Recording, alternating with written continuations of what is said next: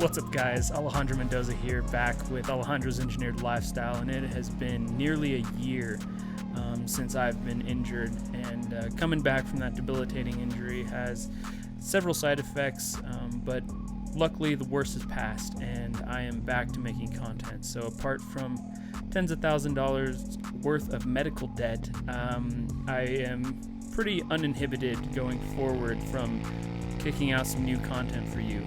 So instead of probably doing the responsible thing, selling the bike, selling the car to get rid of this debt, I figured fuck it, let's double down. So getting straight into things, thank you so much for everyone who has subscribed to the channel since I've been injured.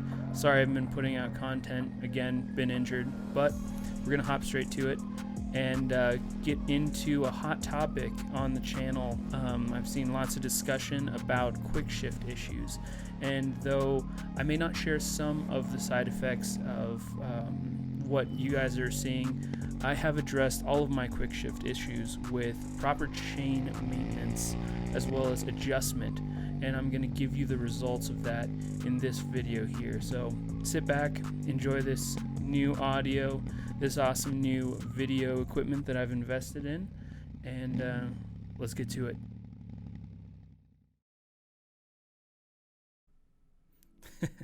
Kicking things off with the cutest face ever and a service light. Got to balance the good with the bad. And I will be addressing this particular service light in videos to come. However, if you need to reset your service light, be sure to check out the video included in my library.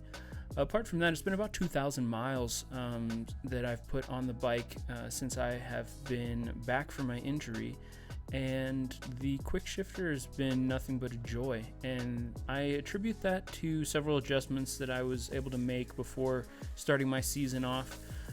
I put out a video about 10 months ago talking about chain adjustment. I had come across a pretty cool little tool because, as many of you may know, adjusting the tension on the chain is a massive pain in the butt on this bike. The reference points are frankly garbage. We really need to come up with a better solution there. KTM engineers, please. I know I'm an engineer, so we're not perfect, but damn. That being said, there are several key factors here that I have determined to be critical to making the Quickshift function as well as it possibly can.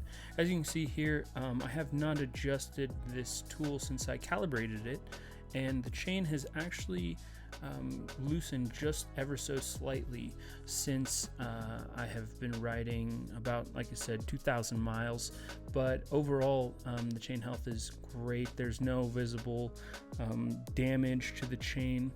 I check here along multiple links just to make sure there's no isolated wear or premature wear in any of the links in particular.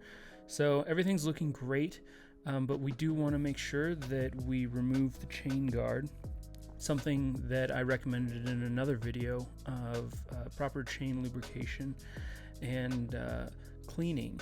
So cleaning is a big issue with this particular design of guard. As you can see, there are several instances, especially if you over lubricate, that the road debris will actually get gunked up in the worst places where it will actually start to abrade the chain and cause premature wear. This is okay, it's not the best, but I have been lubricating conservatively, so I don't see a lot of lubrication slinging off, and here on the guides there's not a particularly concerning amount of debris as there was in previous videos. So if you haven't seen that one, go check it out, and if you haven't removed this guard yet, definitely do so, because especially right where I just highlighted there is massive amounts of debris that have the opportunity to really wreak havoc on your chain. So just going through a cleaning here. I've again done all this before in another video, but while I'm doing that on video here, I also want to mention that apart from cleanliness, apart from chain health and making sure that it's not prematurely worn, successful use of the Quickshift really depends on the decisions of the user. So I will say that I have the most success with Quickshift above the 3,500 to 4,000 RPM mark. Though the smoothness of the shifts is best under throttle, especially full throttle or even kicking down in the high RPMs. It can be used in the low RPMs as well if your chain is adjusted properly. I know when I was trying to use the Quickshift coming up to stop signs in the lower RPM, say around 3,500 RPM, I got a lot of jerkiness and even failures to shift, and that was again in my case isolated to a chain that was far too tight from the factory.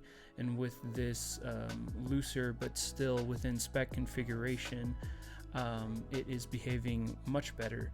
One thing that I need to say also, if you cannot isolate the issue down to your chain tension, I would then check your Hall effect sensor, so the arm that maintains the interface that passes by when you go to shift the quick shifting system. I have heard from those in the comments section and on the forums that adjustment to make sure that's within range, there wasn't any specific value that is listed out in the manual or anything like that, but I know that others have had success with the system after adjusting that range in extreme circumstances.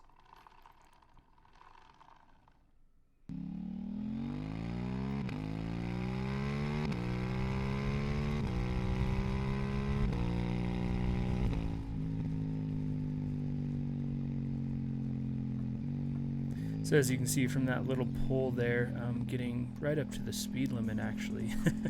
The Quickshifter is working excellently. I hope this video provides you a foundation to address any issues you're having, and also if you have any other questions or want to share your experience, please do in the comment section below. Thanks so much, guys. I'll see you in the next one. Cheers.